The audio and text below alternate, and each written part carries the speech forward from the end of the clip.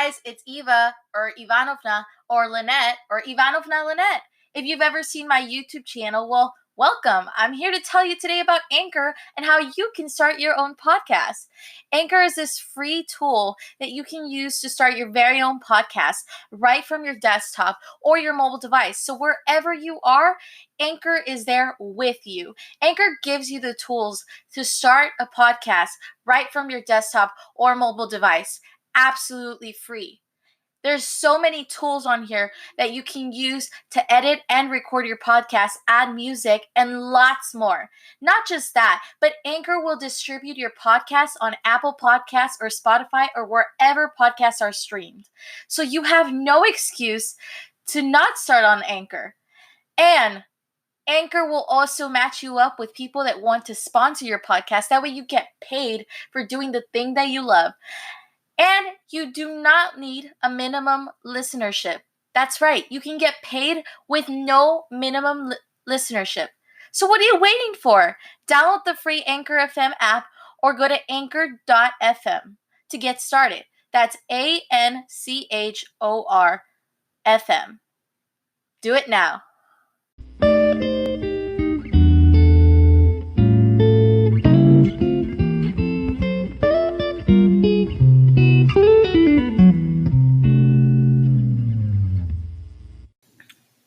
Hey. What's up, everyone? Welcome back to episode 4 of Is This Thing On? So, what's up, guys? I was supposed to already post this episode, but I didn't do my homework. I procrastinated. It happens, okay? It just happens. But I have some news to share, so I'm going to start with that.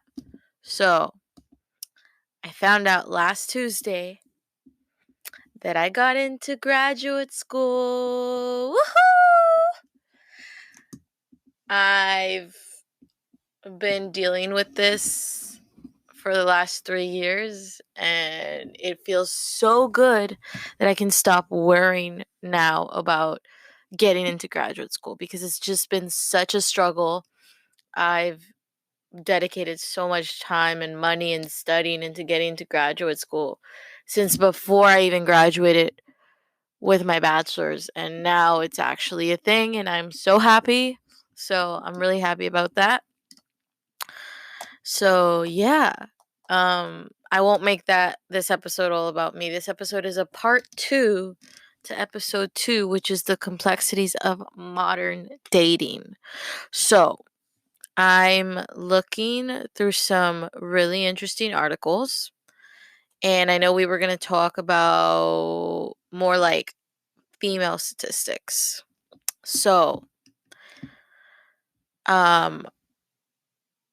you can find all these articles, by the way, at the Association for Psychological Science.org if you want. Yeah, so let's see. So I read this article, and it's saying that a lot of women, well, first of all, the title is called He Loves Me, He Loves Me Not. Women are more attracted to men whose feelings are unclear. Who? Man, can I vouch for that? I can totally vouch for that when I say that I've, developed feelings for someone that I don't know whether or not they are even attracted to me. That has been the case a lot of the time. I think there's just something about the mystery of not knowing whether or not someone is into the other person that makes it all the more exciting and all the more why you want to keep crushing on them and being attracted to them. There's this je ne sais quoi about them. So in this article, let's see, it says that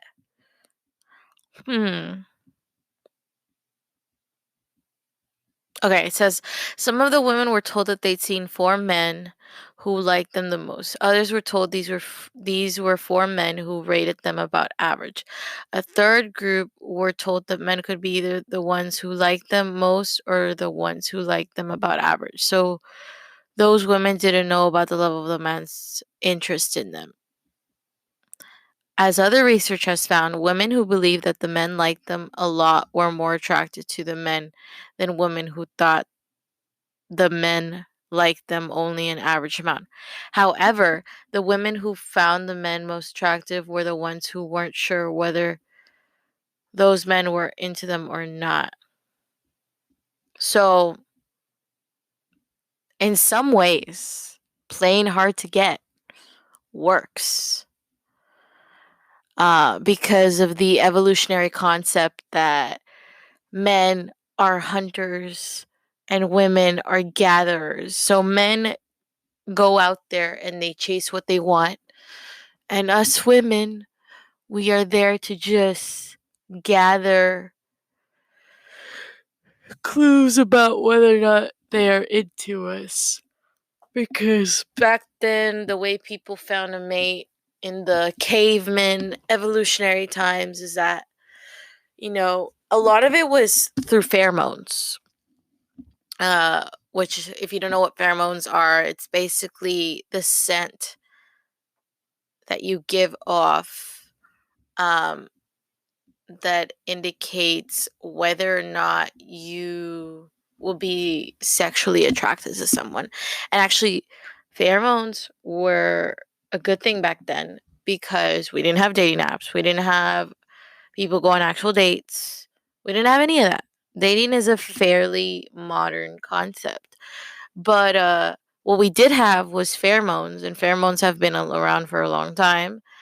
And pheromones actually helped to dictate whether or not the person you were potentially going to have babies with was related to you. And if they were, your pheromones would tell you, okay, do not have sex with this person. Do not go have babies with this person because you will find out that this person's actually your cousin or your long lost brother or somehow in your family tree. So that was a good indication of that. But, anyways, going back to this article, it says also that numerous popular books advise people not to display their affections too openly to a potential romantic partner and to instead appear choosy and selective. The authors write, women in this study made their decisions based on very little information on the men, but in a situation not unlike meeting someone on an internet dating site, which is common these days. When people first meet, it may be that popular dating advice is correct. Keeping people in the dark about how much we like them will increase how much they think about us and will pique their interests. I mean, that's pretty spot on, I would say, because like we constantly want things that we can't have or that seem unreachable, and the further off they seem, the more it is that we want them, because proximity in relation to dating is a huge thing. The closer you are to people and the more of them that there is available, the easier it'll be to go on a date or possibly meet your future spouse or be able to make friends. Proximity is such a key thing when it comes. There's another article that I found by The Atlantic. And if you want to go look for it, it's called A Psychologist's Guide to Online Dating. This is kind of an older article. It's from 2013, but I think it's still pretty relevant. So typically in research, when I've done research or when I was writing research papers in college in my undergrad, they always told us to find articles that are no more than 10 years old because that is how relevant the information is going to be at the moment. So this one's fine because it's not nearly close to 10 years of age, so we're fine. But yeah, this article is called A Psychologist's Guide to Online Dating, if you want to go find it again, like I said. And basically there's a psychologist on here that said that he did a study but in a non-clinical condition. And he said that men tend to spend much more time on physical attractiveness, and women spend more on social attractiveness traits like kindness and intelligence. I don't want to stereo. How do I say this, man? I can't find my words. I don't want to stereotype, but that's true. Like, I've met a lot of guys that will literally, like, not approach a girl because they're like, oh, she's not that pretty, or oh, she has bushier eyebrows than me, or, this and this and that. Whereas, like, I think it's because men tend to be more, like, practical and more, like, unable to read emotions as well as women, because women are more in tune with their emotions. We're more sensitive, and I don't mean that in, like, a condescending way, but, like, we can literally nurture a life inside of us, and we create a life inside of us, whereas men, of course, they're still a part of that process, but they're not, as in, they don't have that maternal instinct. And so that's why we're more in tune with our emotions, and we're more sensitive about that stuff, and we're able to pick that up more. And that's why we tend to look for someone that has that emotional intelligence, that is sensitive, that is going to, bring out the best in us. But anyways, I'm not stereotyping at all, so please do not come at me. This is just, like, stuff that has been proven. So anyways, I'm reading through this article. I've already, like, read through all of it. But basically, it says on here that, a lot of times attraction typically leads to people being treated better. Because, we tend to look at someone's face and we're like, oh, they seem trustworthy. Oh, they're attractive. They're probably, like, really good people. And, like, we think that equates to this. And again, correlation does not lead to causation. That's one of the biggest things you'll hear when you're doing research. But, yeah, it says that, like, on here that, attractive people are treated nicely by others, and they might have better adjusted personalities as a result. But looks are deceiving, and they are. And it says here, in relationships, personality eventually overtakes attractiveness, or at the very least, we tend to find people more attractive when we think they have good personalities. Yes, that is a big thing. Yes to that. So perhaps you should make that Tinder tagline all about how you volunteer at an animal shelter every weekend. That's kind of funny, because I see a lot of, because I'm guilty of it, when I've been on Tinder or Bumble or those dating sites, I love it when people post pictures with their pets, with their dogs. I think it's, like, so cute. And I know that they do that for bait, because, I mean, who doesn't like a cute dog? Even if it doesn't end up working out, like, there's a cute dog, like, you want to meet the dog, so it looks more favorable for them. That's for Tinder and stuff. Let's see, what else does it say on here? It says people might prefer attractive people, but they often end up pairing off with people who are similar in attractiveness. Ooh, so there's this thing in psychology, and I've heard about it before, and it's called the golden ratio. So basically, let me refresh my memory, because I briefly remember what it is. But let's see. So the golden ratio is... Okay, let's look up the psychology definition, because there's a lot of definitions for this term. Let's see. Okay. Here we go. Oh, okay, I found an article. This is good. I don't have time to read all that.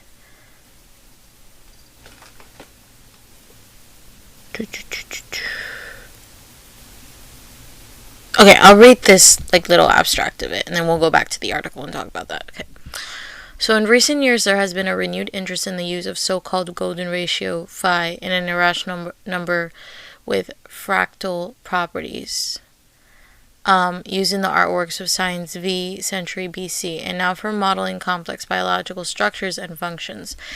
This number, in fact, recursively pops up in human history from ancient Greeks to Renaissance to contemporary scientific studies.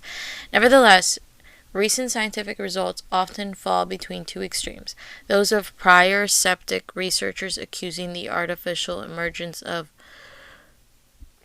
phi in many studies, and those researchers that find the mystic meaning of the presence of phi in human physiology. This review moves between these two extremes to provide scientifically based discussions about the possible presence of phi in human physiology. I'm sorry, I literally can't pronounce anything today. Psychology and biometrics of the heart and locomotion. We provide scientific evidence analyzing reasons for the presence of phi, reporting the weakness of some studies, overstating the potential meaning of this number, and reporting the reasons for which it could be actually found in some biological structures and functions. Oh, but that was just an abstract. I thought it was going to tell me the definition of what the golden ratio is. Okay, let's look at this. I found another one. Okay, I found a simple definition. Here it is. It says, the golden ratio, a geometric proportion that has been theorized to be the most aesthetically pleasing to the eye and has been in the root of countless mysteries over the centuries.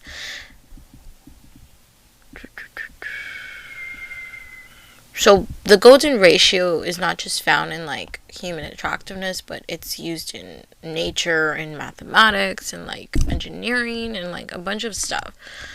But I want to know the psychology,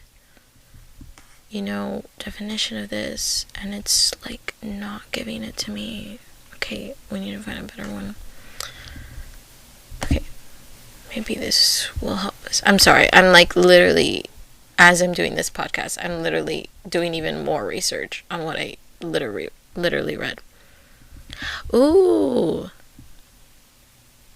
Okay. Okay, so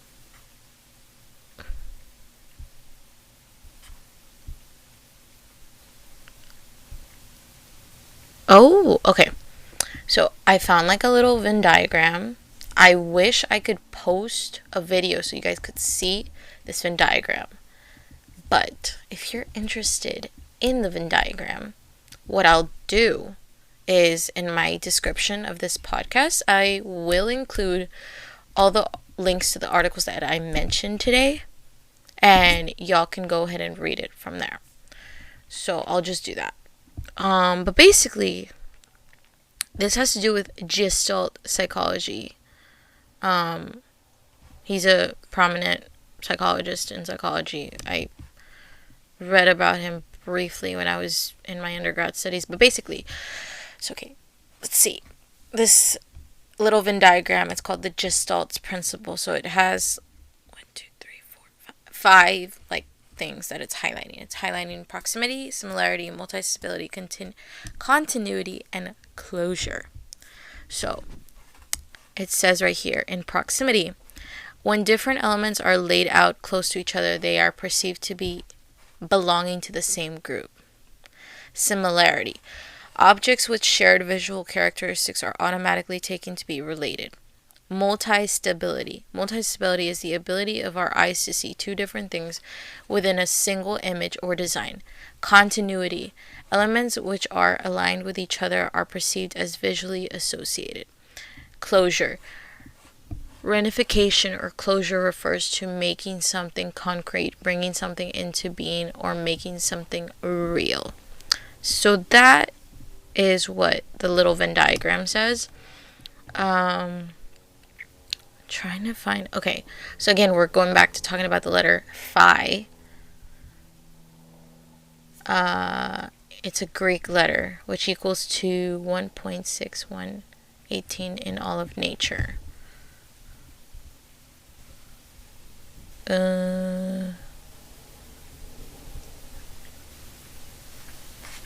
Okay, I'm still reading about the golden ratio. Okay, well, because humans are hybrid beings, but also golden ratio actually helps in getting every design or painting symmetrical and pleasing to the eye. It turns out our brains are hardwired when we look at something. We unconsciously find the pattern in it. We do not understand when it's perfect and it looks right to us, but a slight distortion can signal us that something is not. Okay, that person is going to look. So that's what it really is.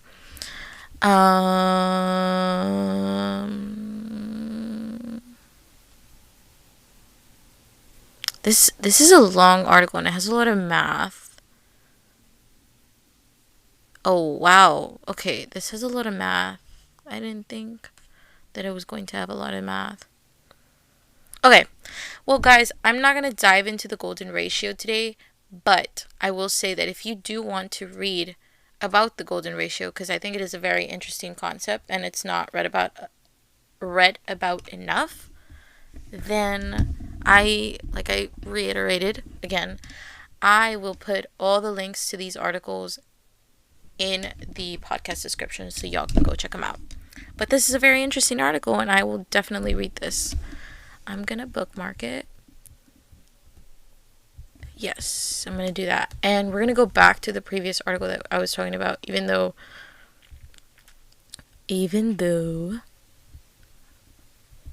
I went off on a tangent. Okay. This podcast is literally all over the place. I'm so sorry, you guys. But going back to okay, I'm gonna briefly finish what I said talking about the golden ratio. So typically, the more symmetry something has, the better looking it looks. Because if something, okay, the best way to put it is when you for example, when you're looking at something and it looks kind of distorted and it's bugging you, why is it bugging you? Because our eyes tend to focus on a focal point. And if that point is twisted or crooked or it creates this visual distortion and it bothers us until we are able to fix it. And if we can't fix it, it'll keep on bothering us. So I guess the same thing could be said for physical attractiveness. If that person doesn't have a symmetrical face, it won't be as attractive as the person that does. And so what I've always heard is that if you, for example, wear glasses, it makes you look more attractive because it creates symmetry to the face. And I guess that's true in some aspects. But yeah, I think the previous point we were making before I went into this whole golden ratio and everything about the symmetry and everything about that, it says that the last thing I read was that it said people might prefer attractive people, but they often end up pairing off with people who are similar in attractiveness. A psychology professor at Brandeis University and an expert on face perception. You might shoot for the moon, but you take what you can get. And then they're saying that if you should date someone that looks like you. Okay, so I found a quote, and it says, "It starts with the face." She said, "People say from the first time I met him, I knew there's a sense of recognition. That's what they're seeing in their own image. That's what we call chemistry." Psychologists tend to disagree with that theory. In another experimental mock speed dating event, subjects who thought they were similar to one another were more likely to be attracted to each other, but that wasn't the case for those who were actually similar to one another.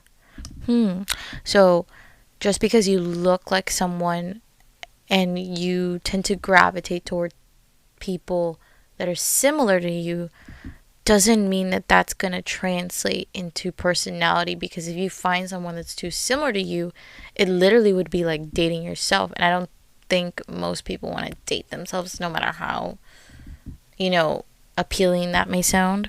I think we want to obviously find someone that has similar qualities to us in personality and in physical aspects. But who wants to date literally just themselves? Like, I think that would be really boring. It says people are not romantically attracted to people who look like them, people would said, but that has to do with the disadvantages of mating with your brother, for example. Oh, so it's going back to incest. So it's going back to almost like the first point I made when I was talking about this, like the whole pheromones thing, you know? It says, indeed, Lisa Bruin, a psychologist at the University of Glasgow in UK, has found that people find self-resembling opposite sex faces to be trustworthy, but not sexy. They can even be repulsive for a short-term relationship. Well, yeah, I mean, if you're dating someone that looks like you, I think I would be repulsed. It literally, it would be like me looking in a mirror. Like, why would you want that? Like, I don't get it. Oh no, what did I do? Okay. Okay, and it says here that a psychologist said that people might be relieved to know that while an excessive genetic overlap between two people results in poor reproductive aspects, well, no duh, because you're sharing the same DNA, a small amount of can be acceptable. That might be why 20 young Norwegian couples rated their partners photographed as more attractive when it was digitally morphed to look ever so slightly more like themselves. The magic number was 22% resemblance, and any more was deemed gross. Yeah. But it also says on here that couples with similar speech styles were more likely to stay together than those who speak differently. It has been proven that when you like someone or you're attracted to them or you want them to be attracted to you, what is the first thing we often do? We mirror the other person. We mimic their actions, their responses, because we want them to think that we're on the same level. And so, yeah, we're on the same wavelength. De Bruin points out that though we're programmed to avoid dating our relatives, we also have a certain subconscious affinity for our own parents. Yeah, going back to what Freud said, like, the whole Oedipus and Electric complex. Like, yeah, we look for people that are similar to what our parents are. I'm not saying like you're gonna date a direct copy of like your dad, or gentlemen, you're gonna date a direct copy of your mom, but because biologically we are a byproduct of that, we want to look for some sort of homogeneous aspect to that. We want familiarity. We want something that seems familiar to us, but not too familiar to the point where we're grossed out or repulsed by it. And it said, okay, so now they're talking about online dating. It says, I'm sorry, I'm literally like so silent. It's because I'm rereading the points where I was making. It says, oh, okay. I like this quote.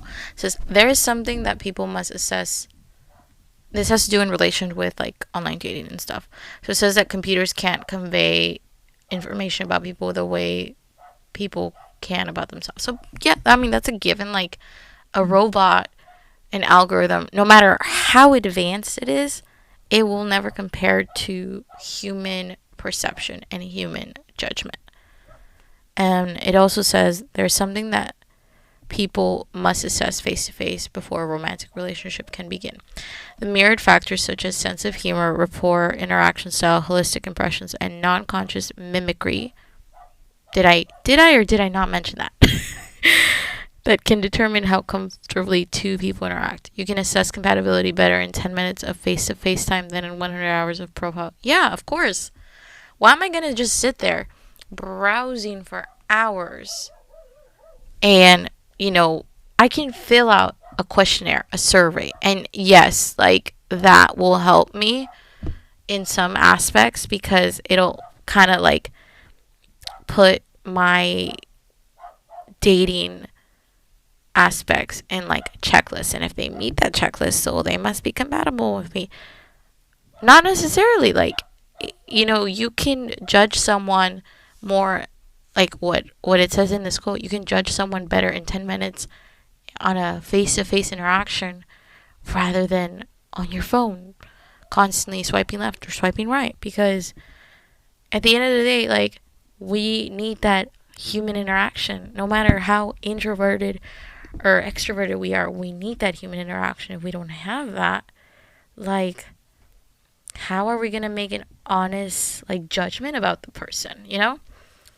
So that's that article. Let's look at something else. 21st century insights from 21st century dating.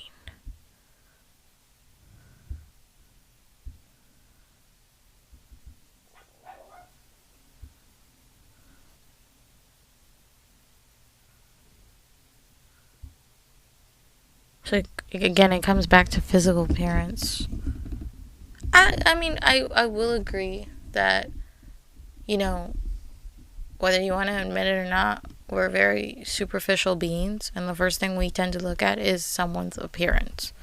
So, it says right here, women were more deemed attractive when they looked feminine, high in self-esteem, and not selfish.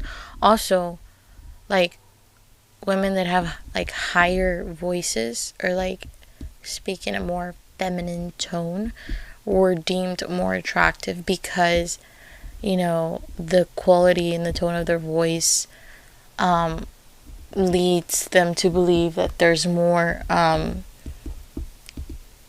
what's the word? I forgot. Come on. Eva, get it together. Come on. It has to do with, what's that female hormone? Dang it. Let me look it up. I'm like literally like racking my brain over trying to find the answer.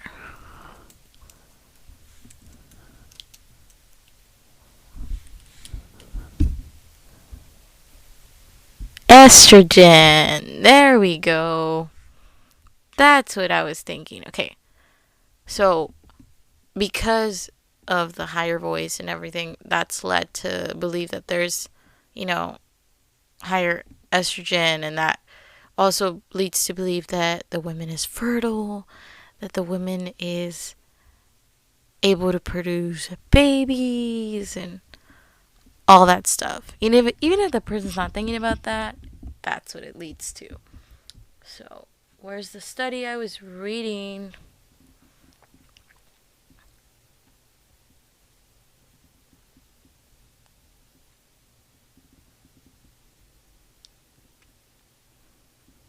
Okay.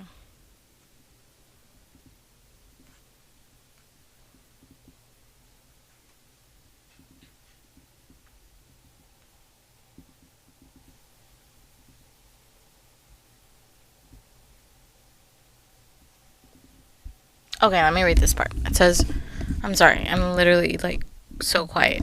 It says research has also revealed gender differences as both preference and messaging behavior on online dating sites. In particular, women and men differ in the relative importance they assign to various attributes of potential partners.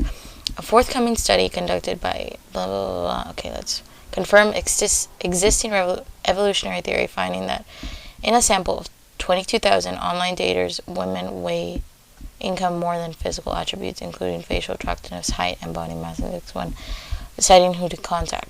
Interestingly, these differences persist when reproduction is no longer a fact. 1 in 6 opted to date an unattractive person, and when it was a hypothetical decision, then they saw themselves as choosy. By contrast, more than 1/3 said yes to a date when they thought that the unattractive person was in the next room. Importantly, the scientists asked the participants afterwards about their motives for making the choices that they did. Were you worried about the other person's feelings? Was a guilt factor? Or was this person a good match for you? Did you think that she would be fun? They found out that people were more motivated by self-interest and generosity of spirit. They are more excited about imminent dates as opposed to the hypothetical. But beyond that, they were more concerned about the other's feelings than they thought they would be. It all goes back to feelings. Feelings getting us in trouble. So they did a second study.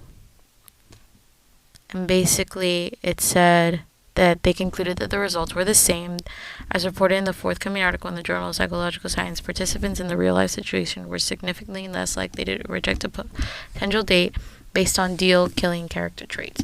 Indeed, 3/4 of the participants who knew these deal-killing traits opted to date the person anyways, and again, they were more motivated by a reluctance to hurt another person's feelings.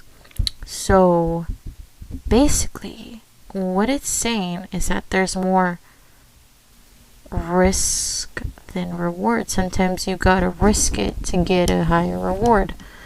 But in this case, their feelings made a huge difference because they didn't want to hurt the person's feelings when deciding if they wanted to date them. It also says on here that, okay, I'm going to read this last paragraph. Oh, that's the end of it. So let's read this last paragraph. It says, so is this a good thing? Well, it's encouraging that people are so powerfully motivated by empathy and kindness. But what if these emotions are contributing to unhappy relationships? It is not clear from these studies how far people would be willing to go to accommodate undesirable suitors. It's plausible that the scientists say that sparing others' people's feelings may become less important as the costs increase. The cost of long-term commitment, for example. On the other hand, empathy can grow as people become closer and closer and more intimate. So it is possible that the more we invest in a relationship, the less we want to hurt our partners, and the more likely we are to stay. Yeah, I mean, if you are not putting in what you are getting, you're not going to stay. Like, because there's no benefits. It becomes a parasitic relationship, you know. If we're going back to, like, you know, fight or flight, nurture, nature, nurture, like, if we are not nurturing the other person, if we are just, you know, trying to get the most out of a situation and the other person's not benefiting, it's not gonna last. Unless you're a parasite, well then, you know, suck their blood, whatever. But yeah, that's basically what this study says. I found it very similar. So, what do you guys think? Do you think that the more empathetic we are, the stronger of a bond we'll have with that person and the stronger that relationship will be? Like, let me know. There's a lot of articles I could have mentioned on here. There's more that I read, but this podcast episode is already too long, so if you want to read about them, I'm going to put it below. But anyways, I hope y'all enjoyed today's episode. It was a very long one. It was kind of all over the place because I did not do my homework and research. A lot of these, I was like kind of just researching them on the spot. But you know what? This is my podcast. This is my platform. I get to run it however I want because I don't have a producer or an editor or any of that. I am all those things. So give me a break. But yeah, I hope y'all enjoyed today's episode. I'm sorry that I was all over the place. But yeah, I just wanted to say also too, I was looking at my podcast analytics and I found out that 1 to 2% of people from Germany listen to this podcast. Like, what? That's insane. That's crazy. And for all my German listeners, I just want to say danke. Thank you. That you would take time out of your really, like, outrageous time zone and listen to me. That's kind of cool that I have international listeners. But anyways, hope you all liked today's episode. Tune in for the next one. Let Let me know what you want the next topic to be. I'm always willing to take suggestions, but please be nice about it. I have a voice message link. Go leave voice messages if you have topics and stuff like that. I might make an email for this podcast, so if you guys want to email me a longer response, I'm going to possibly make an email. Or, how about this? How about I make a phone number and y'all call that phone number and leave voice messages on there? Let me know if you think that would work, or if you think the email method would work a lot better. Either way, hope you guys have a beautiful morning, day, night. Hope it's a blessed week for you. And yeah, go forth, prosper, and God bless. Bye.